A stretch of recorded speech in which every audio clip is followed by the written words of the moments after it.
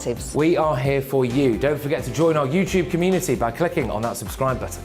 And if you want the GB News app, you can click and catch up on programmes anytime. We love to hear from you, so email us. gbviews@gbnews.uk. Thanks for being part of the GB News family.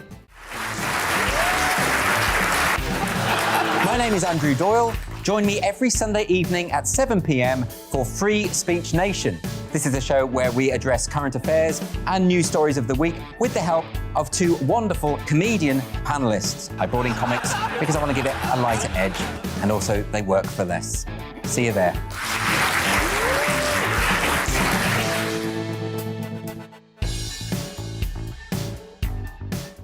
Join my show Farage, 7 p.m. till 8 p.m. Monday through Thursday, and there you will get opinion, analysis, debate, and I'll cover stories that nobody else dares to touch. And then for the last 15 minutes, talking pints. We're over a drink. We have a civilised conversation with someone.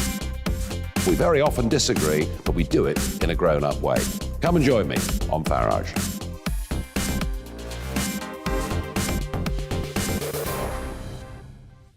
I'm Colin Brazier. I've reported from more than 70 countries around the world, covered wars from Afghanistan to Iraq, from Lebanon to the Balkans. I'm trying to bring that experience, that feel for events, to the studio. And something else. I'm ready to give an opinion. Today's stories with a spark. Brazier from 8 p.m. weekdays on GB News.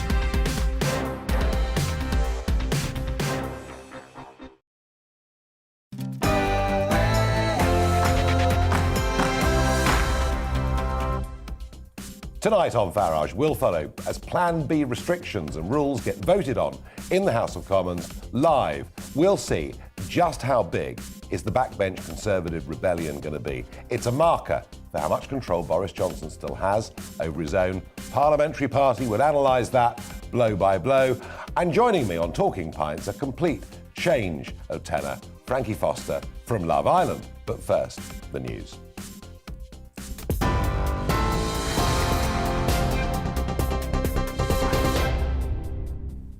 Good evening, I'm Polly Middlehurst and these are your latest news headlines. MPs have voted in favour of extending the list of places where face masks must be worn in England. 441 supported the measures, 41 voted against. It means face coverings now must be worn in indoor spaces such as museums and galleries. MPs also approved regulations to drop the requirement for fully jabbed people to isolate if they contact a positive COVID case. Instead, they'll have to do a daily lateral flow test. Voting continues on other restrictions. You can see there live from the House of Commons. That vote continuing, of course, full coverage here on GB News. Division, clear the lobby.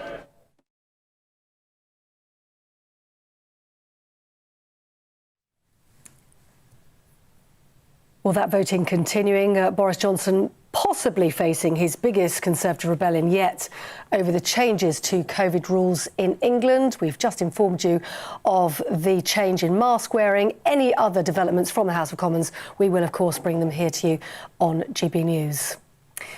In the meantime, concerning events in Scotland, the First Minister says she's not cancelling Christmas. Instead, Nicola Sturgeon says she's asking people to limit their socialising to a maximum of 3 households during the holiday period. She says Omicron must be taken seriously, warning it will inflict untold damage on businesses and critical services if action isn't taken now. Turning to Christmas Day specifically, or Christmas Eve or Boxing Day, or whenever you have your main family celebration, we are not asking you to cancel or change your plans, and we are not proposing limits on the size of household gatherings. Keeping your celebrations as small as your family circumstances allow is sensible too. Make sure everyone in your gathering is vaccinated and has done a test in advance. Keep rooms ventilated and follow strict hygiene rules. Nicola Sturgeon speaking there. Now, away from COVID, the Prime Minister has described the murder of 16-month-old Star Hobson in West Yorkshire as shocking and heartbreaking. Boris Johnson also says lessons need to be learned and children must be protected from what he called barbaric crimes. Savannah Brockhill, pictured here on the right, was convicted of murdering the toddler. Her partner, Star's mother, Frankie Smith, seen on the left, has been found guilty of causing or allowing the death of a child. Star's great-grandfather says he saw worrying signs of abuse in the family. My blood used to run cold. I just had a horrible, uneasy feeling about the situation. We even called the car Christine after a horror film in the early 80s. And then Anita used to say, "You do realise little Star's going to finish up a star in the sky." Kept seeing Frankie bruised, and it was just like a domestic relationship. David Fawcett. Now, Malta has become the first European country to approve the personal use of cannabis. The law, approved by 36 votes to 27, allows adults to possess up to 7 grams of marijuana and to grow up to 4 plants at home. The country's equality minister says the move will ensure there's a safe and regularised way of obtaining the substance. That's your news update. Let's get back now to Farage.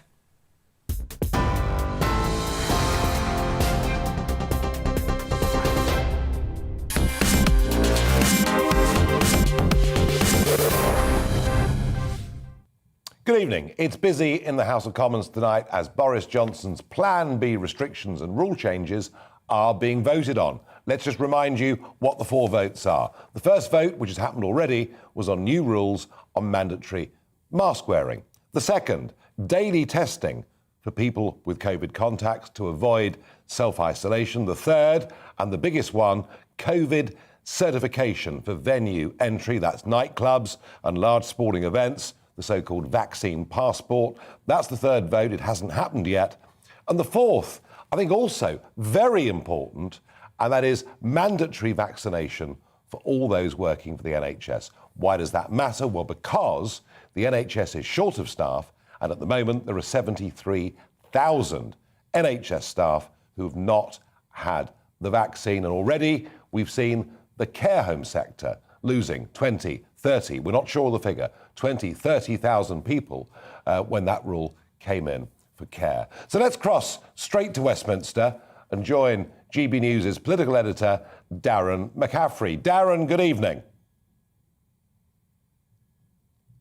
Nigel, in the last couple of minutes, Boris Johnson has suffered an absolutely large rebellion. Definitely, without a shadow of doubt, the largest he's faced as leader. We were speculating, haven't we, all week about whether it may be 60, 70, 80 Conservative MPs who might rebel against the government.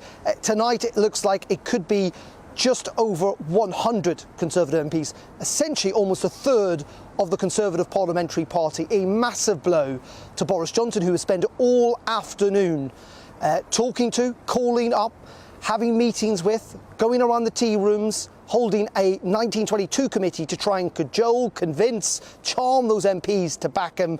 It does not appear to have worked. Let me bring you the actual result. This is on vaccine passports, as you say, being applied to things like nightclubs and large venues, seated indoors for 500 people, outdoors over 4,000. 369 votes have backed it, 126 have rejected it. So it has passed.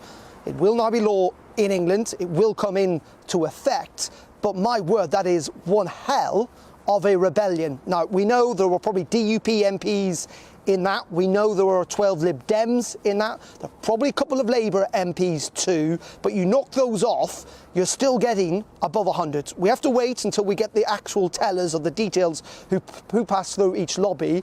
But this is a very significant rebellion and way above what government sources have been suggesting to me today, way above what the speculation was leading up to this vote. This is damaging for the Prime Minister because it means that not only has he not managed to convince a large section of his own party about the necessity for these vaccine passports, Nigel, but he has had to rely essentially on the Labour Party, Her Majesty's opposition, to get it through. No, absolutely, Darren. I have to say I'm slightly surprised by these numbers. Normally what happens, of course, with a proposed rebellion, it gets talked up in the press, it gets hyped. And then, as you say, it's a phone call from the Prime Minister, it's a visit from the whip, it's a come on, old boy, don't let the side down.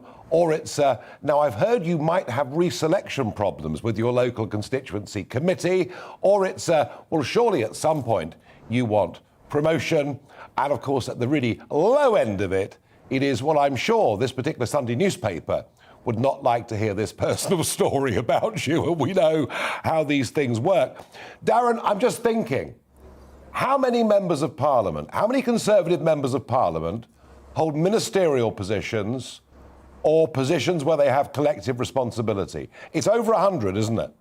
Yeah, it is. And so in effect, you would expect 100% of them to back the government. There may well still be resignations. We might expect some PPSs possibly to resign over this issue. There was speculation that maybe upwards of 10 of those might rebel against the government. I'd be surprised, given the size of this rebellion, if we do not see some resignations from PPSs, parliamentary private secretaries. You're right in saying, though, this is very significant for the government because it is much larger. There is an awful lot of MPs on the payroll. And it's interesting, isn't it, as well, Nigel, that I think many of these MPs aren't just necessarily the kind of old guards who have had jobs in the past, who've served in cabinet, who, you know, are not easily whipped that much and do feel this is an egregious step by the government. This is an awful lot of red wallers. This is an awful lot, actually, and we'll get the details, I'll say, when we get the names in. But I've talked to them today. This is an awful lot of MPs who were elected in 2019, who in some ways owe their election to Boris Johnson himself. But they are saying that this is a line in the sand that they're not prepared to walk over. And that's really significant for a newly elected MP to essentially defy the government so early on in a parliament or so early on in their career. No, it is. I mean, Darren, if you take out those on the payroll, those with ministerial positions and jobs that demand collective responsibility, you then look at this rebellion in percentage terms as being very, very significant indeed. And your point about the 2019 intake, you know, I've met a lot of them over the last, year or so, and I've noticed they're a very different kind of Conservative MP. And many of them different class, different type of schools, different type of background, and a certain, how can I put it, self-confidence in what they know and what they believe. So that does paint a picture to me of a very different party. So Boris Johnson has tried everything, and we even heard the spin coming out of a 1922 committee a couple of hours ago that they'd banged the desk lids in traditional manner and he'd won round the room and he'd spoken with the right mood. I mean, he's lost control of this, hasn't he? Yeah, it's really interesting, though. I have to say, there were the spin coming from government sources, of course, as you would expect, saying that people were folding. But there was even sense from the rebel MPs I was talking to that some of their colleagues would peel away. Many of them will be shocked by the size of this, I think, as well. I think we're hearing a figure, not confirmed yet, of 103 Conservative MPs, it seems, have rebelled. Just to kind of move away from the immediate rebellion, because there's a few other interesting things that have transpired in the last kind of hour or so. First of all, that during that meeting that you were talking about, the 1922 committee, essentially when Boris Johnson addressed all Conservative MPs, he did not rule out recalling Parliament over the possibility of further restrictions here in England. Now, that is absolutely fascinating, really interesting, most notably after this rebellion tonight, because what we've seen this afternoon is Mark Drayford and Nicola Sturgeon in Scotland and Wales go much further in telling and advising people essentially to limit their social contacts in the days leading up to Christmas. They're also talking about bringing back in social distancing in settings like shops, restaurants and bars. One would have thought that if the UK government that applies to England were thinking now of doing that, if Boris Johnson want to impose further restrictions with the size of this rebellion tonight, it would be, I think, almost impossible for him not to recall Parliament. And then you would have to suggest that given where MPs are now, would that pass? Very difficult to see. Plan C. Very tricky for Boris Johnson. Plan C being announced on Saturday. Just finally, go on. Yeah, and just very finally, I'll add that it is tricky because this is not the end of what is proving to be a very difficult week. We have still got that investigation by Simon Case, the Cabinet Secretary, that's due to report, we think, at the end of this week into the alleged parties that took place in Downing Street. Could be very difficult for the Prime Minister. And then we've got that by-election in Shropshire. Let's not forget about that, where there is real concern that the Conservatives could lose that seat. 23,000 seat majority, leave voting, should be solidly Tory. The fact that it's even in doubt is of concern. This, again, we said last week was difficult for the Prime Minister. This could be the start of another even more difficult week for Boris Johnson. It does feel that way. Darren, don't go away. I know that right now people are voting, MPs are voting on mandatory vaccines for the NHS. We'll get the results from you in a few moments' time. But now I'm joined by Conservative commentator and a man that worked in Number 10 with Boris Johnson, Tim Montgomery. Tim, good evening. Good evening. Well, I was surprised that the rebellion was 103. Were you? Gobsmacked, Nigel. Flabbergasted. Stunned. This is a rebellion way beyond my expectations. As someone who's sceptical about the measures being introduced, I'm encouraged. I think it's a sign, if we needed another sign, of how Boris Johnson's authority inside the Conservative Party is waning dramatically. And a little bit perhaps contrary to what you've just been discussing with Darren, I think it makes further measures much less likely. I think if Boris Johnson was now to introduce further restrictions on our liberty, if the Conservative Party in Parliament is willing to rebel on this scale for the measures already announced, the black eye he would get from them for further measures would be enormous. So unless we see very significant changes in the transmission data now for the virus, I think we probably won't see any toughening of the COVID restrictions that we're already living under. Yeah, I mean, I kind of thought maybe this Saturday we got a statement, a Plan C statement at 6 p.m. this Saturday. And yes, as you say, if they were to recall the House on Monday, it wouldn't be 103 rebels. There'd be a few more dozen perhaps added onto that. I was making the point, Tim, that if you take the payroll out of the number of MPs, I mean, this is a stunning level of rebellion. And they really have done their damnedest over the last 48 hours to win people around. I mean, in the end, was it the power of the argument that actually a vaccine passport gives you a full sense of security, doesn't necessitate any recent testing of any kind at all, and could make you a super spreader, whereas actually the unvaccinated who wants to go to a Premier League football match, who has to do a lateral flow test that day, has to show they've got a negative. So was it the logic and the power of that argument that led to 103, or was this actually the first little referendum on Boris Johnson's leadership? I think it's probably all of those things both of those things all wrapped together, Nigel. I think a lot of Tory MPs, I've been sort of speaking to MPs over the last few days, just trying to gauge where they're coming from. And they really just regard the compulsion element that the government seems to be embarking upon as counterproductive. They've talked to their constituents, those people who are vaccine sceptical. And I think they think if the government starts to mandate vaccines in any way, it actually increases the scepticism. Yeah. The people that don't want vaccines. Tim, stay with me. Stay with me. Yep. We're going back to the Commons to get the fourth result. Ayes to the right, 385. The noes to the left, 100. So the ayes have it, the ayes have it. Unlock. OK, so that was mandatory vaccines for NHS staff. 385 in favour of NHS staff having to be vaccinated, but there were 100 against. Don't know what the breakdown of that is yet, as the point was made by Darren a few moments ago with the previous vote.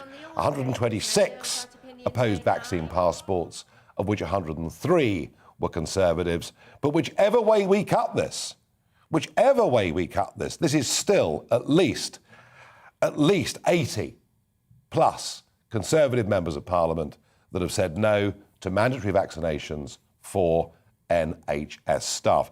Tim Montgomery, are you still there with me? I'm still here, yeah, still here. Tim, did you pick up those numbers? I did, yeah. Not quite as big as the third vote, rebellion we saw in the third vote, but still way beyond what we were expecting at the weekend. The Sunday papers, the Sunday blogs were talking about rebellions of 50 to 70. It looks like it's well north of that. And that's after, Boris Johnson did, you've already hinted at it, and Boris Johnson did roll out all of his, measures. He went and spoke to the parliamentary party. The whips have been working the phones. The Tory MPs have been told, don't destabilise the party in a week when we have an important by-election. Don't make me rely on Labour votes. And yet, still, across every cohort of Conservative MP, Tory MPs have rebelled. And, I'm a Conservative activist. I'm a Conservative supporter. Frankly, the Conservative Party has embarrassed me over the last couple of weeks with all this nonsense about parties, etc. But actually, I'm proud of the parliamentary party tonight. I'm proud that so many Conservative MPs have been willing to stand up for our basic liberties. I'm willing to consider strict measures if the pandemic really was as threatening as it was a year ago. I see no evidence of that yet. And so I'm really proud that Conservative MPs have stood up for liberty and stood up against the prospect of another lockdown with all the huge consequences that would mean for mental health, for failure to treat cancer promptly, heart disease, etc. So I take enormous comfort from these votes tonight. I really do. Tim, do you know what? I agree with that 100%. I think it is absolutely a good thing that they've stood up for liberty. And that's irrelevant whether you're Conservative or whether you're left of centre. This is about the relationship between the individual and the state. And I think on health grounds, actually, vaccine passports are almost certainly counterproductive anyway. Now, by-elections, of course, midterm by-elections can be volatile things, can produce all sorts of results. But given the couple of weeks that Boris Johnson's had, I wonder just how important is North Shropshire now? Very important, I think. I've heard really, I don't know what you've heard, Nigel, I've heard really contradictory things from people. I've spoken to our friends in the Liberal Democrats, I've spoken to Conservatives, and no one really knows what's going to happen. I think a lot of it depends upon the turnout that we receive on Thursday. But what the Conservative Central Office High Command are worried about is, North Shropshire. North Shropshire is a very Brexity seat. These are the kind of people who vote Conservative reliably. They're not the kind of people who would normally entertain voting for the Liberal Democrats or Labour. If the Conservatives do really poorly in the vote on Thursday, and that means not even losing, just having a big swing against them, that I think will put the fear of God into Conservative MPs, because Conservative MPs will think, if a constituency like this, that backed leaving the European Union so soundly, are willing to entertain voting for the opposition, what will happen in my own backyard? Yeah. And that, I'm afraid, is the basic sort of underlying fragility of the Prime Minister's position at the moment. His biggest asset with the party has been that he's been looked like a winner. If he stopped looking like a winner, he's not really regarded as the most competent Prime Minister. He's not regarded as the most sort of ideologically sound. He's regarded as someone who delivers votes for them. If they stop believing that, he's got the firebreak of Christmas, but if they stop believing that, he really is in serious trouble. Tim Montgomery, thank you very much for your frank analysis. Thank you for joining us here on GB News. Well, the question to you folks, are these MPs right to rebel? Let me know what you think. GBviews at gbnews.uk. You can tweet at GBnews. Don't forget, you can send in your the Farage questions for the end of the show. In a moment, we're going to get reaction from a publican and a former chief executive of the Royal College of Nursing.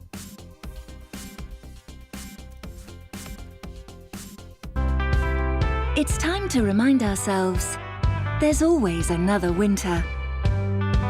Canary Islands sponsors the weather. Hi there, welcome to the latest forecast. There'll be a lot of cloud during the next 24 hours, shrouding the hills of the western UK and keeping things mild. There'll be some rain as well, but that will tend to ease later as this area of high pressure moves in for the rest of the week and begins to properly settle things down widely. Before that happens, these weather fronts and these tightly packed isobars across northern parts of the UK bring wind and rain for Tuesday evening. Some heavier rain at times for the northwest Highlands, but through the night, the area of cloud and rain across Scotland sinks south. It clears from the far north and northwest, but it edges into Northern Ireland, parts of northern England as well. It stays cloudy across southern areas, but through this slice of central UK, clearer spells and perhaps a few pockets of fog first thing. A chilly start here as well, and once the fog clears, plenty of sunshine emerging across parts of North and East Wales, the Midlands, Eastern England. Also turning brighter to the north of the Central Belt, some decent sunshine here and less windy compared to Tuesday. Otherwise, a lot of cloud cover, some light outbreaks of rain and drizzle, more persistent damp weather for parts of Northern Ireland, southern Scotland and northwest England. And this area of cloud and outbreaks of rain starts to move north once again on Wednesday evening, pushing into the rest of Scotland eventually overnight. Meanwhile, it stays mostly cloudy across Wales, southern and southwest England. But for the Midlands, eastern England, southern Scotland, clear spells, which will lead to, in some places, frost and even fog to begin things on Thursday. Once any fog clears, though, the best of any sunny spells will be across eastern Scotland, southern Scotland, northern and eastern England. Generally cloudy skies elsewhere. The rain in the far north of Scotland eases through the day so that by the afternoon actually many places are dry, but it will turn a bit colder. High pressure is extending across the whole of the UK on Thursday and Friday. It will bring a lot of cloud, but it will also turn things colder. Canary Islands sponsors the weather.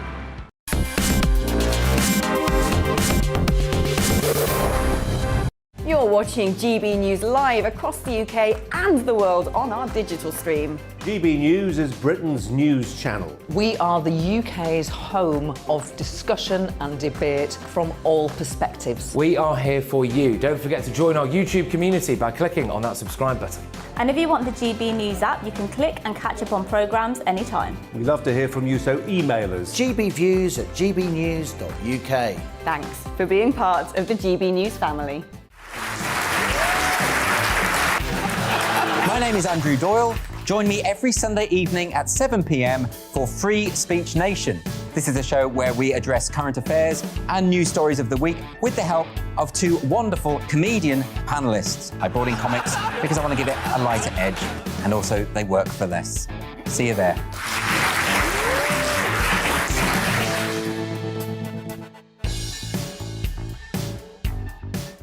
Join my show Farage, 7 p.m. till 8 p.m. Monday through Thursday, and there you will get opinion, analysis, debate, and I'll cover stories that nobody else dares to touch. And then for the last 15 minutes, talking pints. We're over a drink. We have a civilised conversation with someone. We very often disagree, but we do it in a grown-up way. Come and join me on Farage.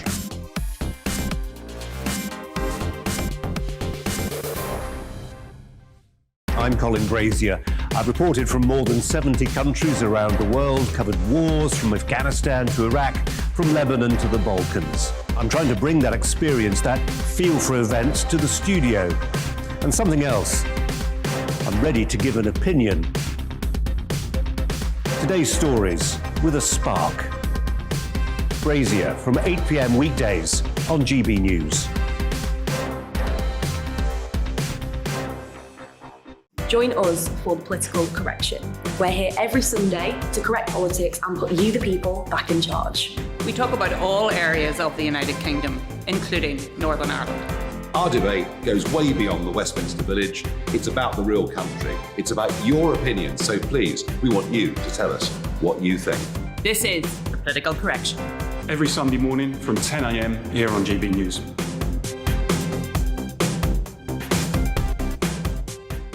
You're watching GB News live across the UK, the world and our digital stream. GB News is Britain's news channel. We are the UK's home of discussion and debate from all perspectives. We're here for you. Don't forget to join our community by hitting the subscribe button. And download the GB News app so you can click and catch up on programmes anytime. We love to hear from you. Email us at gbviews@gbnews.uk. Thanks for being part of the GB News family.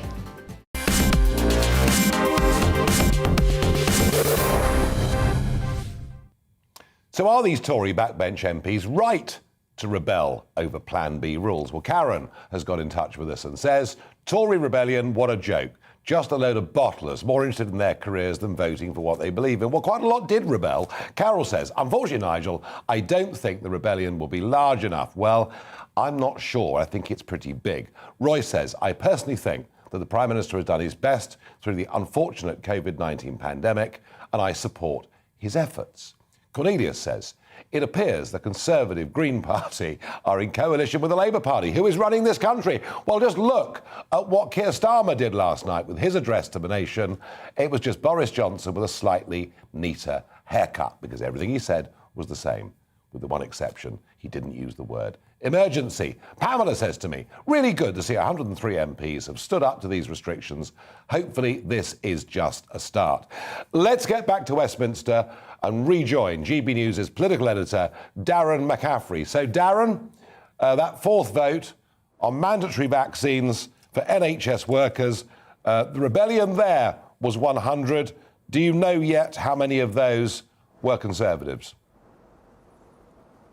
I think we're probably going to look maybe at around 70 to 80. It's quite difficult to work out until we've got the actual figures. Let's go through the votes as we can, one by one, of what's just been voted in Parliament. First of all, on face coverings, that happened about, nearly an hour ago now. That passed pretty handsomely in the Commons. This is, of course, the extension of face masks to things like shops and cinemas and theatres and so on. 441 votes to 41 in that regard. So the government won that reasonably easy, but still not a very small government rebellion, still sizable by any estimates. Then when it comes to vaccine passports, the really controversial one, and a huge whopping rebellion for the government in that, 369 votes to 126.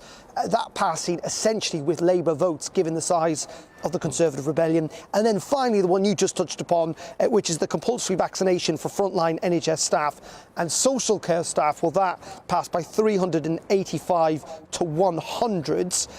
Let's bring you the breakdown now of the most significant vote, which is the vaccine passports one. 126 voted against it. It looks like there was a rebellion of 96 or 98 when you include the two tellers by the Conservative Party. So it's slightly lower than we initially thought. As always, it depends on who the other MPs for the other parties are, but 98 MPs defied their government, defied the Prime Minister, and voted not to bring in vaccine passports. That is by far the largest rebellion Boris Johnson has faced. It's not terribly far off, it must be said, the rebellion that Theresa May faced in her first vote on the first reading, or the first vote on Brexit. That was 118, so it's not that far off, Nigel. The other parties, 8 Labour MPs, also voted against it, 6 of the DUP, 10 of the Lib Dems, and a couple of others as well. So really tricky territory for the Prime Minister, this.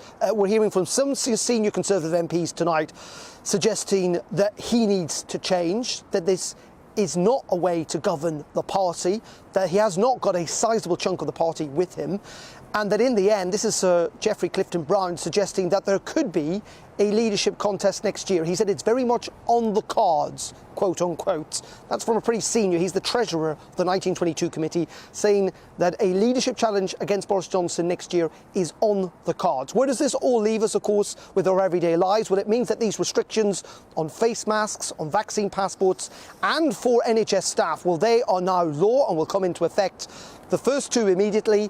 The regulations for health workers, that is next year. But we are not out of this yet. We saw what Nicola Sturgeon did today. We saw what Mark Drayford did today. There have been suggestions in government that some want to go further with restrictions in the run-up to Christmas. Boris Johnson forced tonight to say if that is the case, Parliament will be recalled. The question is, given the size of this rebellion on Plan B, could he get further restrictions through Parliament without causing an even bigger rebellion in his party? That's how much damage has been done to the Prime Minister's authority tonight. Yes, I mean, if he announces Plan C on Saturday night and recalls Parliament on Monday or Tuesday, it's likely to be more than 100 that rebel, isn't it? Yeah, almost certainly. I mean, these MPs already think this goes way far enough. Now, it is possible, of course, that things could get dramatically worse. We know the evidence around the Omicron variant is quite sketchy in some regards. Yes, it seems to be milder. There seems to be some positive news, again, out of South Africa tonight about cases slowing down in terms of the amount in which they're growing, if you like, and that is good news. But we are looking at, as the Health Secretary said yesterday, 200,000 cases a day at the moment. You only have to spend some time in this building behind me to know that people are being infected at the moment. Eight MPs today tested positive. So things could change quickly in terms of the science, and that might change the dynamics of all of this, as Tim Montgomery was talking about. But at the moment, you would have to say the government's chances of trying to bring in further restrictions given tonight's vote, well, they're pretty shot in the water, I would suggest. Yep. Thank you very much indeed, Darren. Let's go to the hospitality and catering sector. Let's go to publican Adam Brooks from Essex. Adam, these vaccine passports, they're not going to affect pubs at this stage, but they are affecting nightclubs. Do you fear in hospitality, in the pub trade, this is the beginning of a slippery slope? I do indeed, and I think a lot of the language worries me, and a lot of the language from backbenchers that feel this is an initial step to vaccine passports being rolled out to more venues.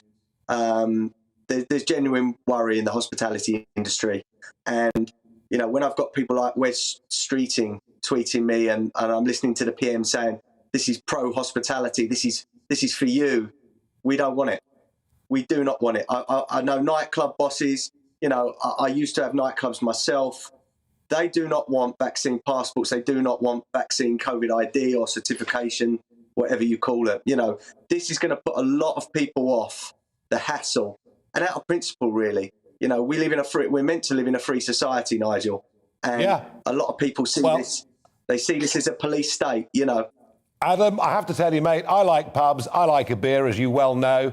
If we get to the stage where I have to show a COVID passport to go and buy a pint, I will not be going. And I'm sorry to say that to you as a publican, but that's just how I feel about it. And I suspect quite a lot of your punters would say the same. The other point about this, maybe your industry ought to start standing up and shouting a little bit more loudly, is I've been utterly convinced by the argument that if you have a vaccine passport, that might mean you were injected 6 months ago and you've not been tested since. You may well be positive and carrying the virus, whereas if you've had a lateral flow test, you know that in a certain point in a few hours before, you've tested negative. So therefore, actually, vaccine passports could be a means of spreading, not stopping, infection in hospitality venues. And I just urge you, Adam, and your industry to start shouting that a bit more loudly. I mean, I can't shout any louder, to be honest, Nigel. I don't know if you look at my tweets at all or not, but, I'm quite obsessive on there, and I understand that. My wife even tells me I'm obsessive. But when you believe in something so strongly, and, I've got personal reasons why I love pubs so much. My dad took his first pub in 1964. It's in our blood. He's not around no more, and I know he'd be fighting for his industry. And I'm not going to give up. And, luckily, I can use my medium on Twitter. I don't know why I've got so many followers, and I am getting responses from MPs. I've got to mention Steve Barclay. He's been unbelievable. Not Steve Barclay. He's got out of my head now. Baker or Baker, perhaps? Steve Baker. Right, I'm going to apologise to him because That's all right. I've been speaking to him. He'll forgive you now. I hope so. Steve Baker has been amazing for voicing, the concerns and opposing these Plan B.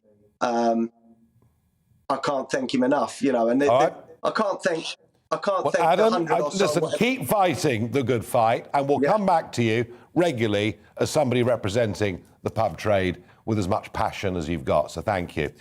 Well, I'm joined now by Dr. Peter Carter, independent health consultant, former chief executive of the Royal College of Nursing and vice president of the Institute of Customer Service. Peter, good evening. Thank you for joining us. Good evening, Nigel. Now, I know the NHS are struggling for staff and want to recruit staff, but given there are 73,000 NHS staff currently who've chosen not to have the vaccine, does this vote in the House of Commons tonight for mandatory vaccinations for all NHS staff, not just those in touch with patients, does it actually, in your eyes, make sense? Well, I think it gives the government a huge problem, and that problem will be passed on to the NHS, the managers, They've now got 4.5 months to convince 73,000 people that this vaccination is in their interest. I mean, I personally wish every NHS member of staff did have the vaccination because I think it works. What we would dread is getting into somewhere like late Feb, early March and finding there are tens of thousands of people that still refuse to have it, and then we end up losing staff. So the NHS right now has got a huge problem. All hospitals and clinics are running hot. The government are really going to struggle to get this million people a day vaccinated. Now, on top of that, what you're going to have to start is an exercise, and that will have to start straight away. So during this difficult winter period, to convince staff to have this vaccination. And I just dread the thought of thousands of nurses, porters, all sorts of people, doctors, physios losing their job. Peter, we saw this in the care sector, and I don't know how many people have left the care sector as a result of this exact same policy, but it's somewhere between 20 and 40,000 people. And I think however much you encourage, however much you bully, whatever you do, there's a certain percentage of people just won't take this vaccine. And I wonder whether just making sure they were daily tested might be a more grown-up way of approaching this. Well, I mean, governments, as you know, can change their minds. And we don't know where we're going with this latest variant.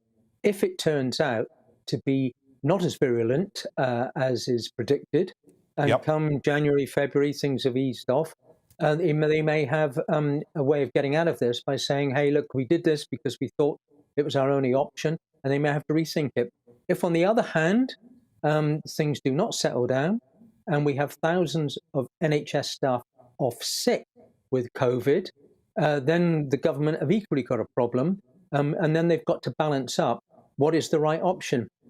Whichever way you cut it, it's very, very difficult. But what I'm hoping, well, not just hoping, what I know, because I was an NHS Trust Chief Exec for 12 years and I've worked in it for long enough, managers, senior nurses, directors of nursing, consultant staff and many others will be doing their level best to have personal conversations with individuals to explain the virtues and the benefit of the vaccination so that we don't end up in this nightmare scenario of good, decent people losing their jobs. And presumably, would that mean they'd need 2 doses or 3 doses? Well, 3 doses is what you need. I mean, currently, 93% of NHS staff have had the first dose, 90% have had the second dose. I don't know how many are having the booster, but it will be much less than that. So what we need to do is get the second dose in. We need to get the 93% up nearer to 100%, the 90 up to it, and then the booster coming online after that. So it's a huge challenge, and the NHS is right now under huge pressure. Particularly, I'm sorry to say, for the number of people in intensive care units who did not have the vaccination and who are saying to nurses, "I wish I hadn't listened to that." We're in for a difficult time. I just want to be slightly careful, Peter, on that one, because the 1 or 2 government ministers have slightly given the impression that virtually everybody in intensive care is unvaccinated. And from what I can see, it's about 50-50. Yeah. I mean, a huge number are in there. And I feel particularly for women who are pregnant, who took this advice and are now regretting it. And so in whatever way we can, we need to get across to people, the vaccine is safe, take it, it's good for you, and it's good for society. I hear what you say very clearly, but there are some who are just not going to be convinced. Peter, we'll come back to this as the next few months go by, and thank you for joining me. Well, coming up next, it's Talking Pints with personal trainer and former Love Islander, Frankie Foster.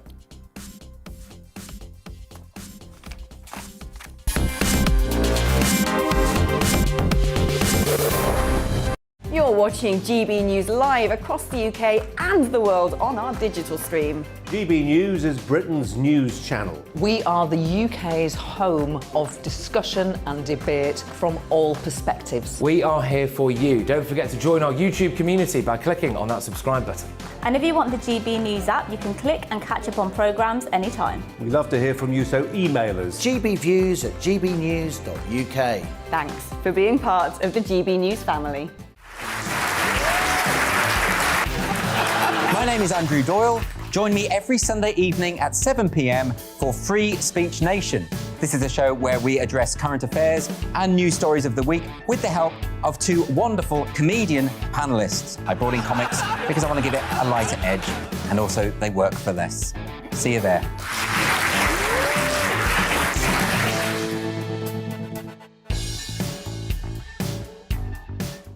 Join my show Farage, 7 p.m. till 8 p.m. Monday through Thursday, and there you will get opinion, analysis, debate, and I'll cover stories that nobody else dares to touch.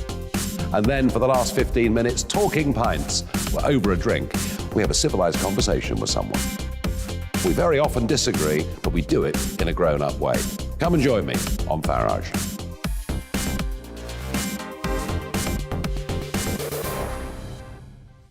I'm Colin Brazier. I've reported from more than 70 countries around the world, covered wars from Afghanistan to Iraq, from Lebanon to the Balkans. I'm trying to bring that experience, that feel for events, to the studio. And something else, I'm ready to give an opinion. Today's stories with a spark. Brazier from 8 p.m. weekdays on GB News.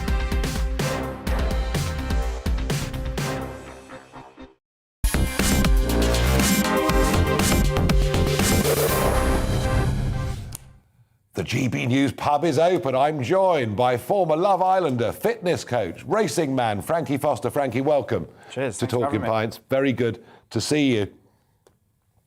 Now, Love Island, there's a massive following of youngsters that watch this programme. Yep. Not a fan yourself? I have watched it. I wouldn't say it's quite for me, but I have met a few former contestants, actually. Yeah, I mean, young people follow this and every twist and turn of it, and yeah, there's huge criticism of the way it's done in the media and all the rest of it, but you kind of go from complete obscurity to suddenly you've got a big social media following. Yeah. What was it like doing it? Yeah, well, I mean, I always say, when people say to me, oh, you know, you're on Love Island, or some people might say, I didn't know you were on Love Island. I was never a Love Island fan.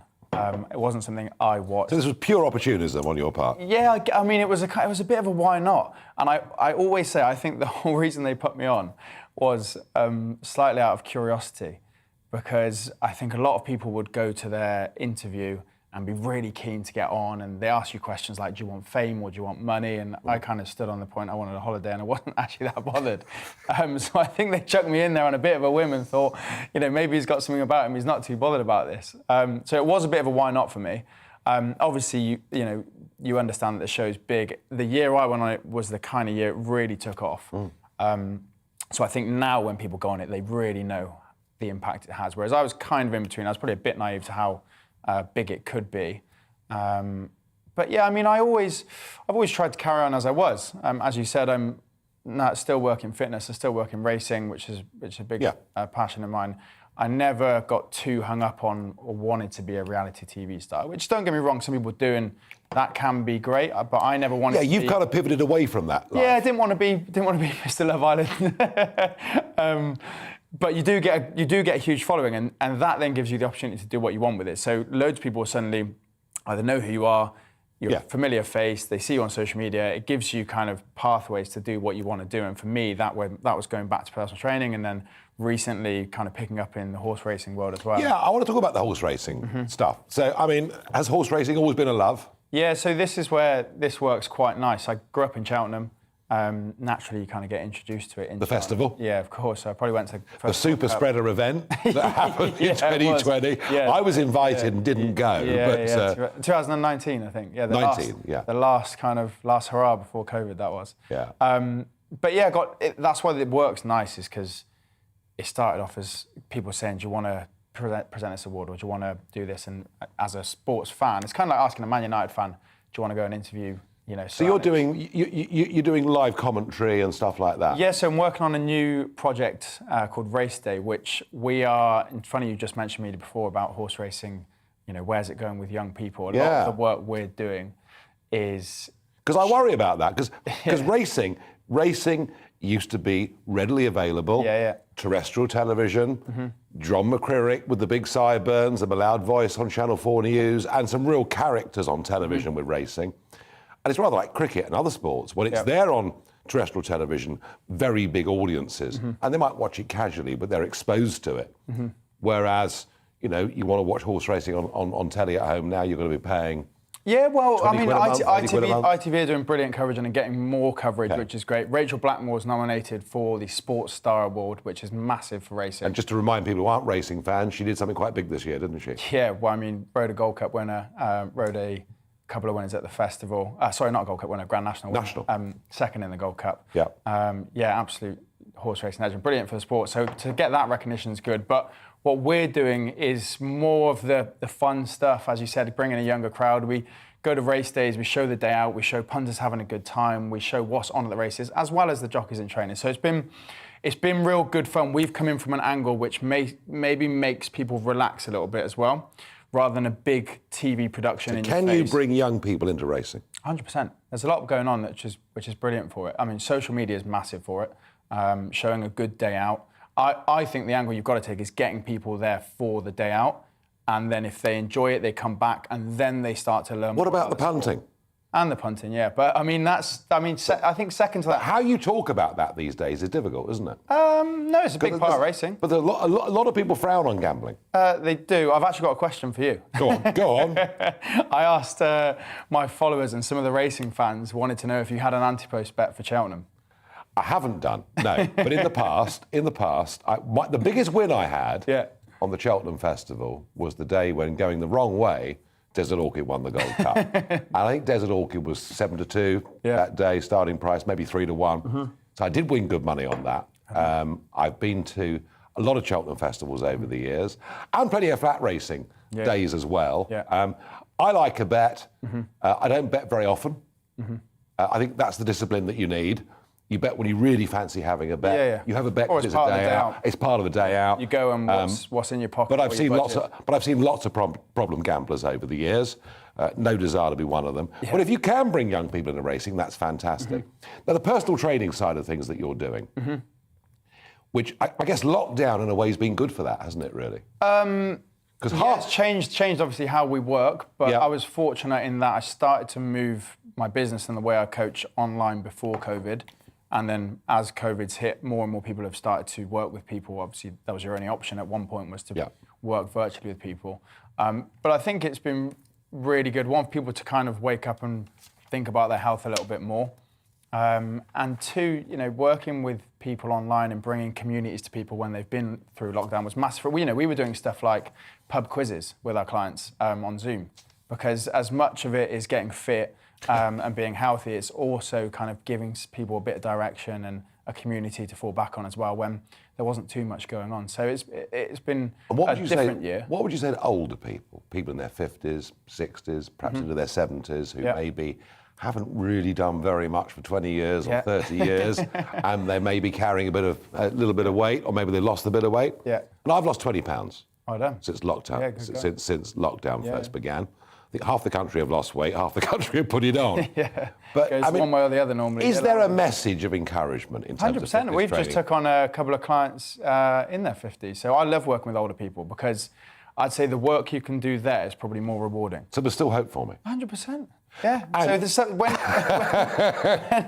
when somebody that comes to me that hasn't been doing much and doesn't really know where to start, and as you said, maybe for the last 20 years they've been fairly inactive, the progression they can see, because you're going from doing nothing to some basic strength training, eating a little bit better, it's going to be more rewarding than somebody that has been quite active and they want to just tighten the screws. Okay. And how long does it take to turn that round? I mean, it depends. Let's say you came to me. Yep. I'd say in 3 months you could be feeling a different man. 3 months of absolute murder. I just know that it would be. We thank Frankie Foster for joining us here on Talking Pints.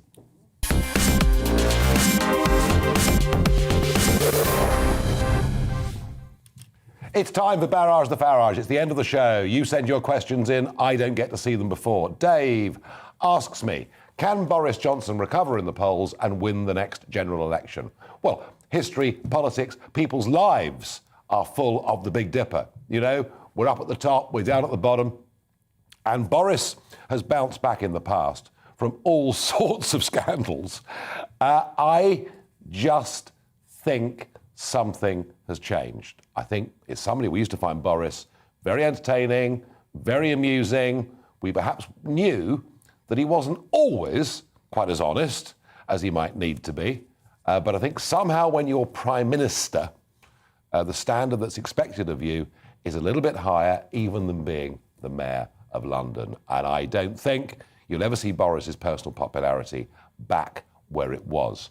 Doesn't mean he won't survive as leader, but something says to me this time next year, I'm not so sure he'll be there.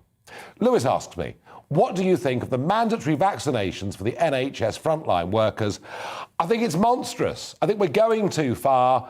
As I've made the point earlier about vaccine passports, if people have lateral flow tests on the day, they're likely to be even safer in terms of spreading the virus than those who've got a vaccine passport from something that was injected into them months ago and haven't been tested since. Right, what do you think? Mandatory vaccines for anybody? I'm vaccinated myself. I'd encourage people to be vaccinated, but I don't think that we should put regulations on what you can and can't do. There you see. People go on Love Island, they're not all stupid, they actually have opinions, and some of them really incredibly sensible ones. Right, I'm done. It's over for the evening. Hell of a rebellion. We'll talk about much of it again tomorrow. Colin Brazier is coming up next. Next, the weather, and it's going to be calm in the Channel. You wait, more boats are coming. It's time to remind ourselves there's always another winter. Canary Islands sponsors the weather. Hi there, welcome to the latest forecast. There'll be a lot of cloud during the next 24 hours, shrouding the hills of the western UK and keeping things mild. There'll be some rain as well, but that will tend to ease later as this area of high pressure moves in for the rest of the week and begins to properly settle things down widely. Before that happens, these weather fronts and these tightly packed isobars across northern parts of the UK bring wind and rain for Tuesday evening. Some heavier rain at times for the northwest Highlands, but through the night, the area of cloud and rain across Scotland sinks south. It clears from the far north and northwest, but it edges into Northern Ireland, parts of northern England as well. It stays cloudy across southern areas, but through this slice of central UK, clearer spells and perhaps a few pockets of fog first thing. A chilly start here as well, and once the fog clears, plenty of sunshine emerging across parts of North and East Wales, the Midlands, eastern England. Also turning brighter to the north of the central belt, some decent sunshine here and less windy compared to Tuesday. Otherwise, a lot of cloud cover, some light outbreaks of rain and drizzle, more persistent damp weather for parts of Northern Ireland, southern Scotland and northwest England. And this area of cloud and outbreaks of rain starts to move north once again on Wednesday evening, pushing into the rest of Scotland eventually overnight. Meanwhile, it stays mostly cloudy across Wales, southern and southwest England. But for the Midlands, eastern England, southern Scotland, clear spells, which will lead to, in some places, frost and even fog to begin things on Thursday. Once any fog clears, though, the best of any sunny spells will be across eastern Scotland, southern Scotland, northern and eastern England. Generally cloudy skies elsewhere. The rain in the far north of Scotland eases through the day so that by the afternoon actually many places are dry, but it will turn a bit colder.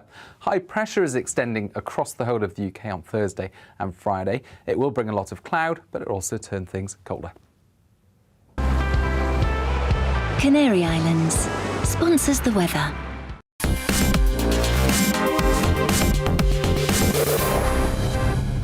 You're watching GB News live across the UK and the world on our digital stream. GB News is Britain's news channel. We are the UK's home of discussion and debate from all perspectives. We are here for you. Don't forget to join our YouTube community by clicking on that subscribe button. And if you want the GB News app, you can click and catch up on programmes anytime. We love to hear from you, so email us. gbviews@gbnews.uk. Thanks for being part of the GB News family. My name is Andrew Doyle. Join me every Sunday evening at 7 p.m. for Free Speech Nation.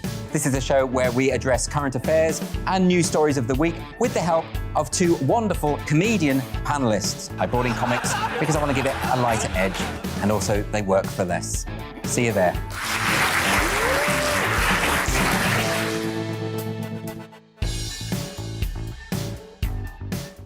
Join my show Farage, 7 p.m. till 8 p.m. Monday through Thursday, and there you will get opinion, analysis, debate, and I'll cover stories that nobody else dares to touch. And then for the last 15 minutes, talking pints. We're over a drink.